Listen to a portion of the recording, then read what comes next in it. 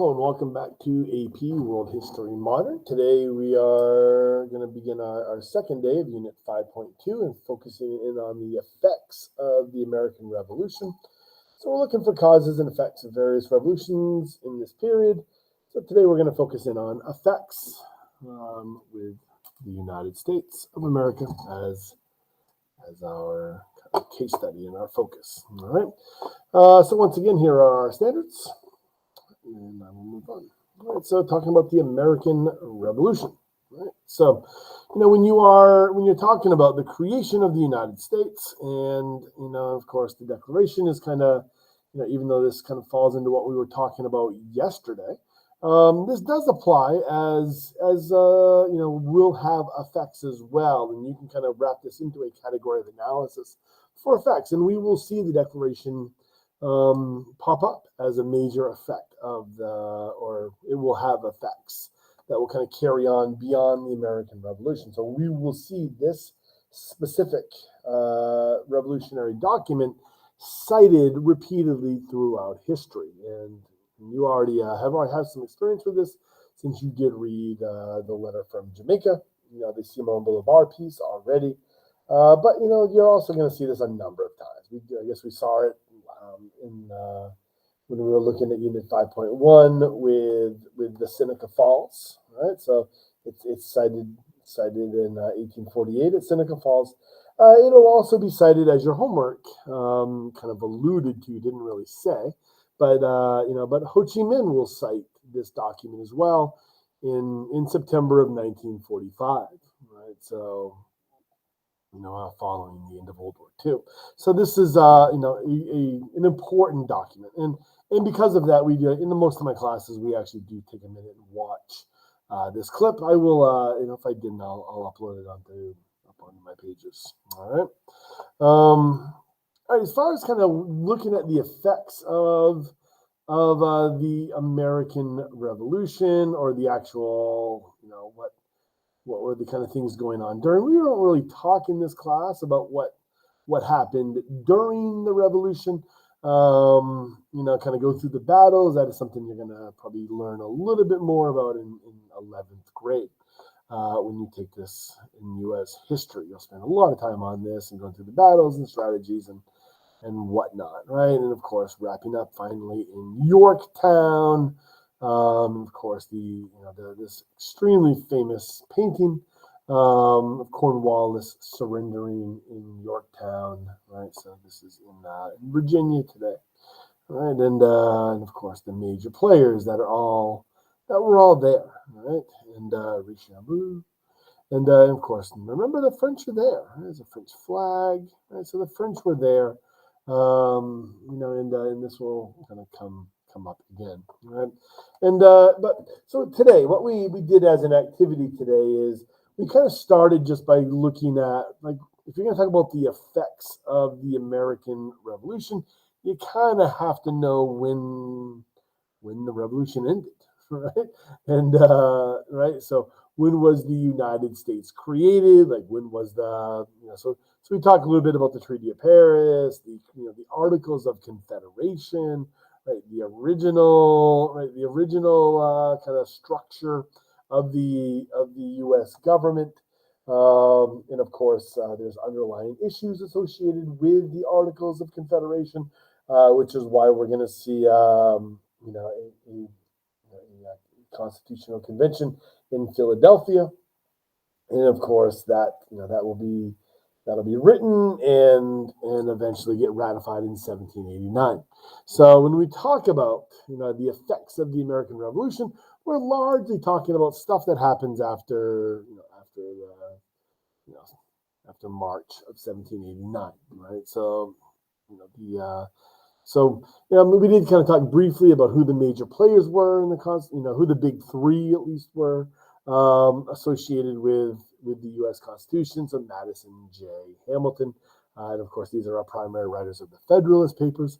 But as far as kind of getting into the Federalist Papers versus the Anti-Federalist debate, we really didn't talk about that very much, right? So I'm just going to skim through these real quick. You're welcome to pause and read through if you'd like, right? But this is just kind of looking at kind of this the formation of that new government and some of the compromises that were being made right between them.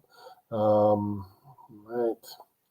So anti-federalist positions, federalist positions, right? And if that changes anything or not. All right. And but we don't really get into this kind of depth in class. I just, some classes I do have it, and these questions get asked or anything like that. But as a general rule, I don't necessarily get into any of this stuff. All right. Unless it comes up, right? Curiosity will kind of gravitate us there. So mostly I focus in on skills, right? With if you were to, we'll kind of just leave it at that, and we'll come back to this. Right, so in class, we ended up doing a group activity today. Right, so if you are being asked a question, and let me zoom this thing out. Right, so yesterday we looked at causes of the American Revolution. Today we're looking at the effects. Right, so effects. Right, the effects of the American Revolution. Right, so and really what I'm focusing in on today is, if you were ever given a prompt, something to the effect of, let's just say something to that effect of evaluate the effects, right, the effects of the political revolutions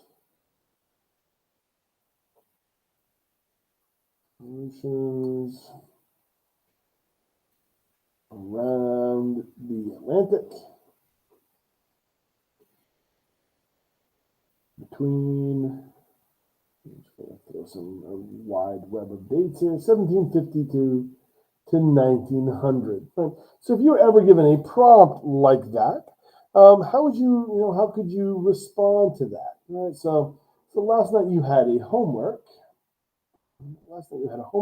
So what would, is there anything in your homework you could use for categories? Let me move this over. For categories of analysis. Right? And, once you come up with these categories of analysis, what would you use as evidence? Right? And of course, we simply used our homeworks from last night to come up with these. Right? So using your homework from Strayer last night, how would you respond to that question? What kind of thesis, claims, categories of analysis would you use? And a lot of those, and actually all of those that the students came up with today, came right out of your homework. And then the evidence was a combination of from the homework and just knowledge of American history from having, been, from having living in the United States. All right. All right, so let me give you just a couple of examples of things that we came up with today. So we've gone over we just kind of quickly discussed the homework from last night, which is mostly about effects of the American Revolution from Strayer, and then we took his ideas and just kind of plopped them into categories of analysis and evidence. Like, so for an example. One of the categories of analysis that I think every one of my classes had come up with was, because this is kind of a big part of the reading, was that the American Revolution, right, resulted in a widening of political participation. Okay, once again, that comes right out of the reading last night. All right, so if you were to use that as a category of analysis, right, in order to answer that question, what kind of evidence could you use, right? And just always looking at ways in which we might be able to show nuanced understanding of a topic. Maybe you want to look at, right, kind of a primary thing, and then kind of what you might drop in the last couple of sentences of a paragraph, right, just to show a little more nuanced understanding. Let's start kind of really quickly with that, right? So, you may want to eventually, getting away from the United States, maybe you want to spend some time looking at the expansion of self-determination,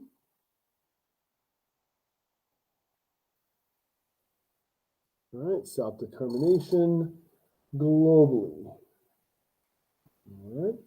And so because we're kind of doing this for nuance understanding reasons, I intentionally used a vocabulary kind of word, all right? So what is self-determination? It means self-governing, right? And there's connotations of democracy embedded within that, right? So you could, right, if you could, give some examples of global self-determination, and how that is being inspired by the United States, and that would be a great place to do that, all right? So you kind of give some examples, right? An example or examples, whatever you're capable of giving. All right, so, but let's focus just on, in the United States, right? So one of the ways that you would, if you're using this as your thesis, then you go to your first body paragraph, right? You would, if you're going to talk about the widening of the political participation, but you'd probably start that paragraph off talking about, just kind of explaining yourself a little bit more fully, that you're talking about the expansion of voting rights. Right, voting rights in the USA. All right.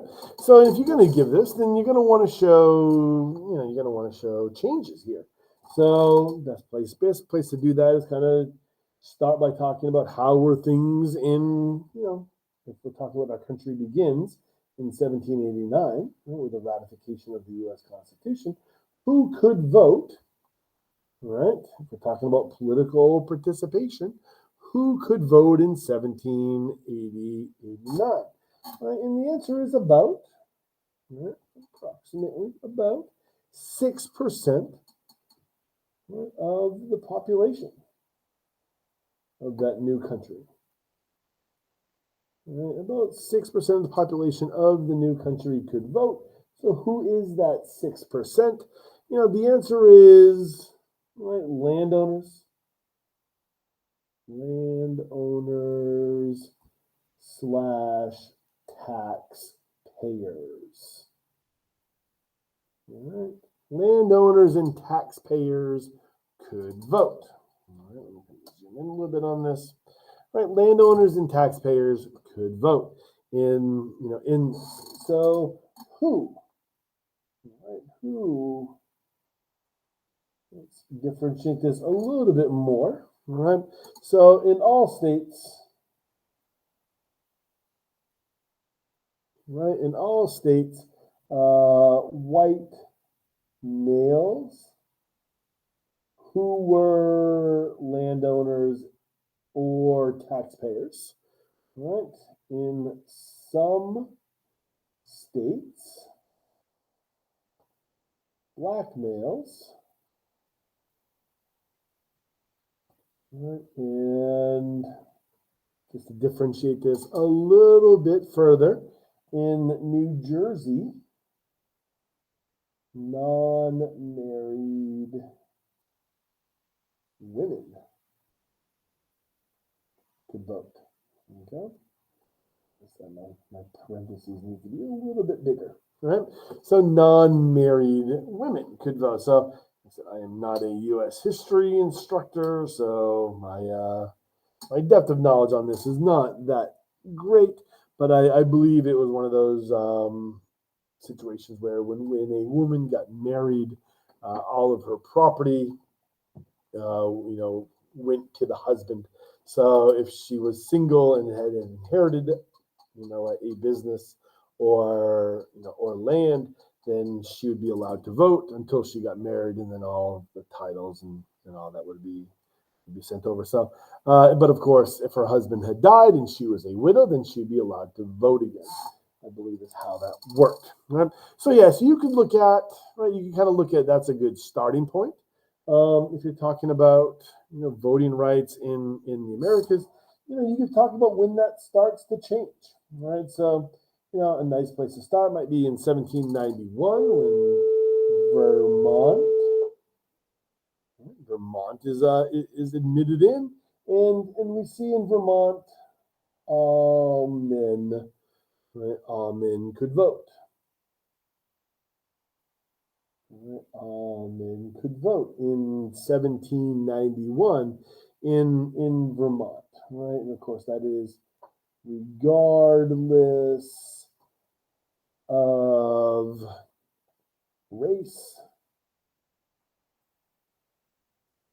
tax or land owning status.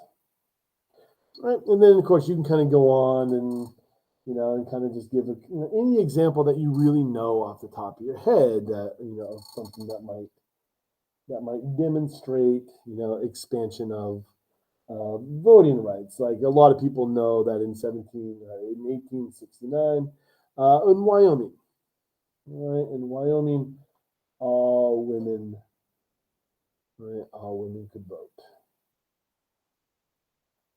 Right, so you see kind of the expansion of the franchise, the expansion of democracy, kind of on a state by state level, right? And of course, some of these rules about landowners and taxpayers, a lot of these are gonna be gone by the mid 1800s, but and in the case of some of these, might even persist into the 20th century. All right, and of course. There's also, if you're not talking about the states, right, you could also talk about things like the amendments, right?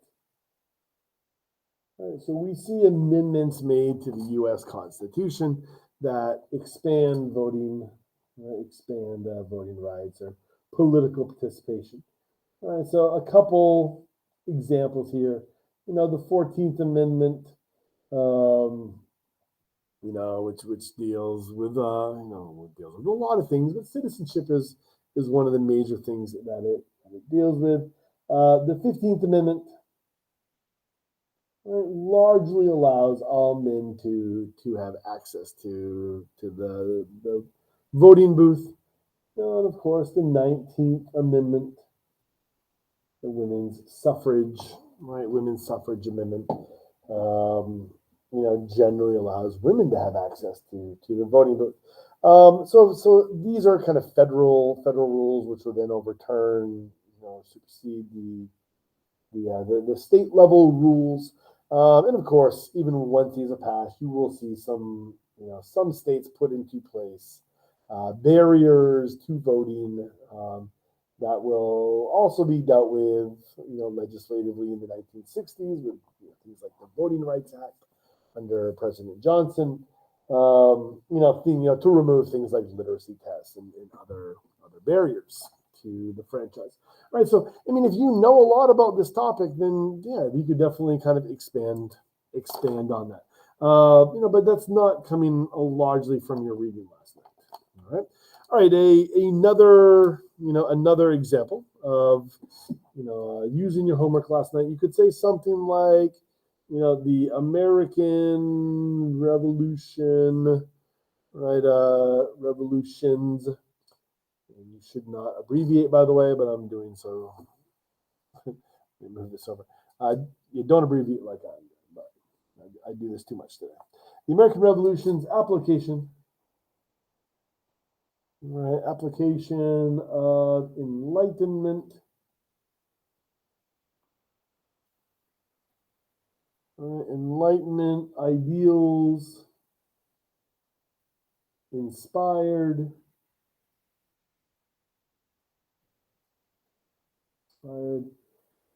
other revolutions,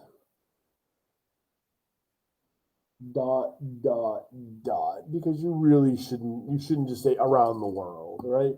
You should specify kind of where, right? So, yeah. All right. I'm going to move this over.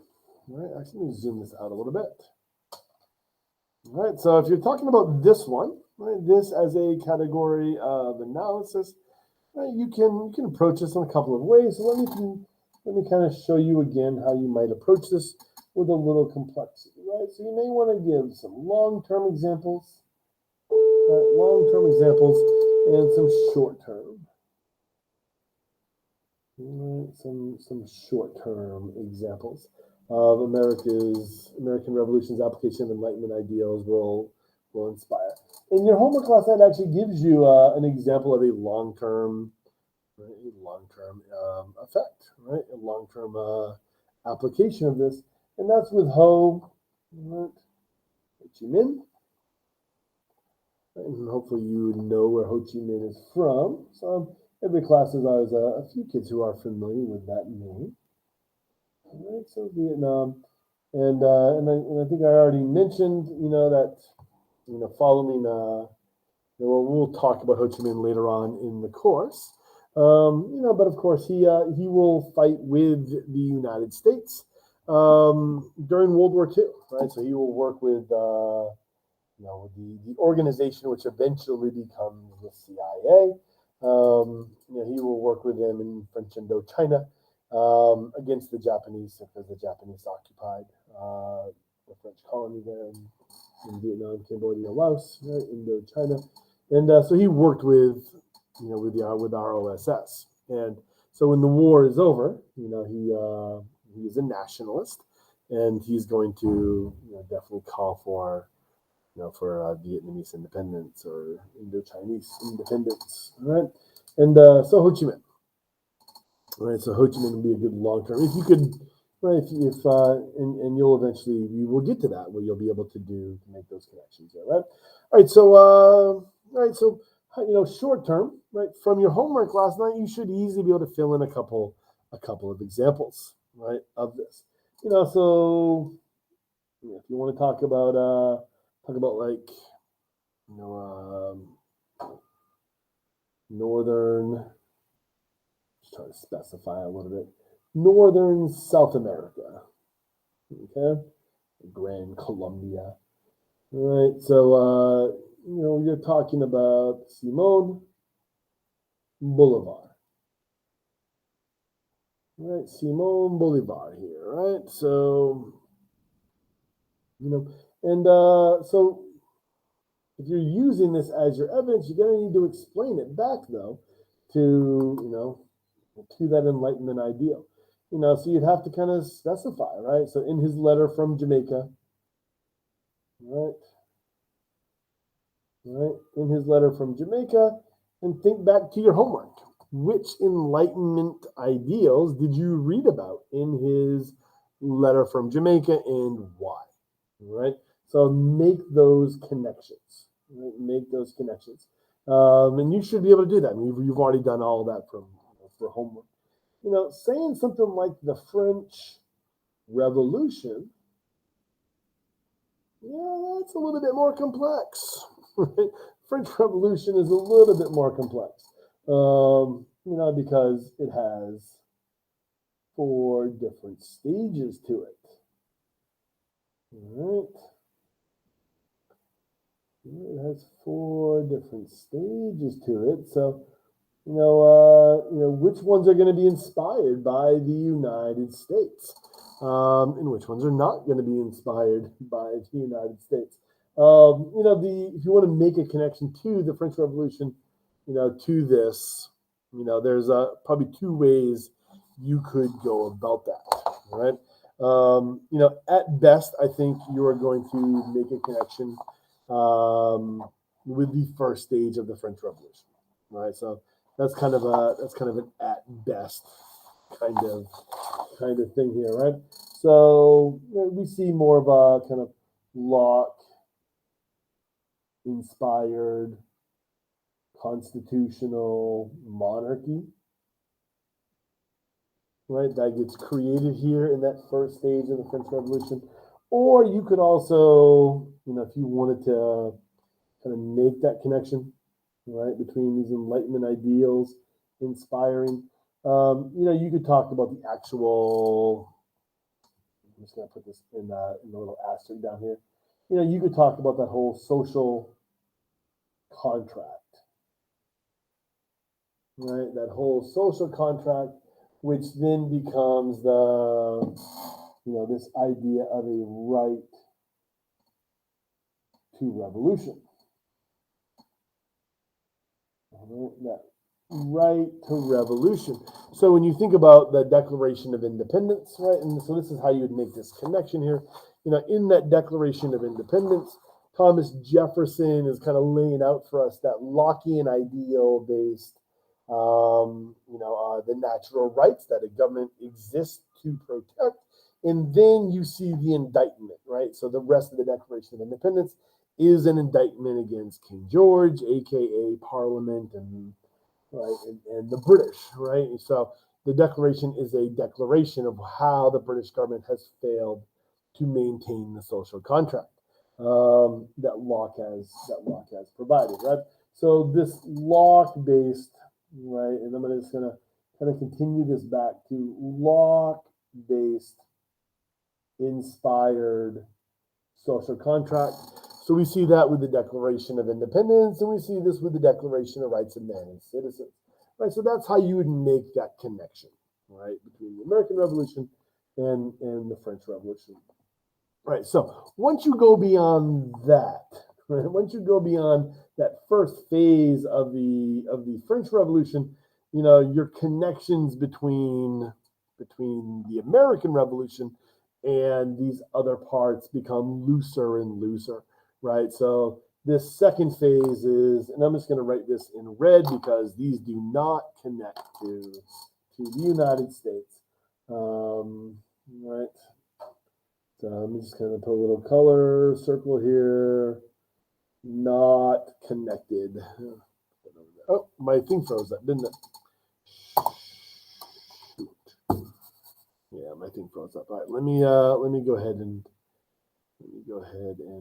shut that down, and I'm going to reload that, and hopefully it comes up. All right, now, so there's a little bit that I did right there that did not translate. So sorry, my program has to fail. It has to tell me that it's failed and frozen. There we go. And then I have to close the program, and then I have to shut down the machine. Yes, we're working with the best tech here. All right, and turn it back on. There we go. All right, so I'd written in here social contract, right to revolution, right, and that's what I was talking about with this kind of Locke-based connection between the Declaration of Independence and the Declaration of Rights of Man, right? So let's kind of put this, not connected to the American Revolution, right? So, when you start talking about here, this is Rousseau, right? This is Jean-Jacques Rousseau's social contract. This is the application of that general will of the people, the mob justice, etc., etc. So this is that Jacobin phase, or probably most known as the Terror. And then we see the Directory, this Directory period, which is,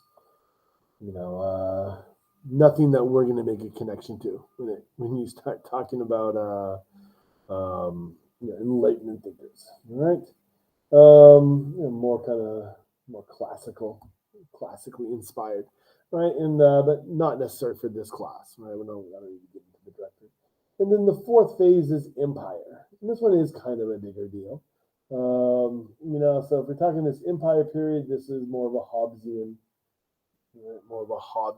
kind of application that we're seeing here. I'm kind of show you what I'm writing here. So empire, application of Hobbes. This is Napoleon, right? That Napoleonic period, which we'll talk about in a day or two. And of course, what happens in the end after Napoleon is exiled for the second time? By 1815, we have a return of the monarchy, right? So not much more of a short-term application, right? But there are going to be impacts, right, of this kind of stuff, right? So right, so we're definitely going to be able to make connections, to this with Napoleon, right? So the Peninsular War is a major reason for those South American revolutions. I think that's probably time-wise. I'm probably running out of time, but this is what we did today. We came up with 4 or 5 different different examples using our notes from the homework last night. And I think I'm trying to think if there's any other I want to kind of want to give you as an example that we've come across today. Yeah, I think that's kind of the major ones. If you want to kind of just make sure you don't have, these are the ones I think every class had. And we had kind of ones that were not quite as strong. So I'm not going to bother going over those. All right. So that's what we did today in class. One last little thing to kind of wrap up with. When you kind of just getting back to the American Revolution, not as a skill application, but just as a thing, what does the revolution cost? And I think this is a good segue. And so I'll probably begin tomorrow with this as well for the next video for France with this is, what does independence cost, right? So for the British, they were already in debt because of the 7 Years' War and the French and Indian War. This is why they are trying to reapply those mercantilistic policies. And, and you see they simply add to their debt. The United States, we also pick up a decent amount of debt. We had taken money from the French, the Spanish, and the Dutch, all of whom were happy to hurt the British, and of course, when the United States gets created, the federal government absorbs all the state debt as well. So they begin in debt. As far as for the French, the French, they definitely did, try to help as much as they could. They were also in debt from the 7 Years' War. And then they dramatically added to that debt, to help the United States become a country. So, and of course, this debt is going to become a massive wedge issue when it comes to, the late 1780s, right? So this is going to be one of the major causes of the French Revolution. So, all right, so that's where we're going to wrap up with today. Some classes I might show this video. Some classes I might show it in the next class. I think I'll post a link to this because it is kind of a neat video that it runs through U.S. national debt through history, but it ends about 10, 15 years ago, I think is when it stops. So, kind of after the Great Recession, I think is when that video was made. So, definitely not up to date and probably for the best. All right, so key takeaways, right? Declaration of Independence, right? Power of the government comes from the citizens. Citizens have the right to change the government. This is social contract of John Locke. That government exists to preserve those unalienable rights, right? Life, liberty, property, life, liberty, pursuit of happiness, all right? And that all men are created equal. So the Constitution, right? So the power of the government comes from citizens, and citizens have a right to change the government, right? So we see natural rights being preserved in the Bill of Rights, right? So the English Bill of Rights gets adapted into that. The House of Representatives, we see a little bit of Rousseau there, right? And of course Montesquieu in our Articles 1, 2, and 3 of the Constitution. Right, and then we talked about UC yesterday. All right, that is all for today. Sapriati.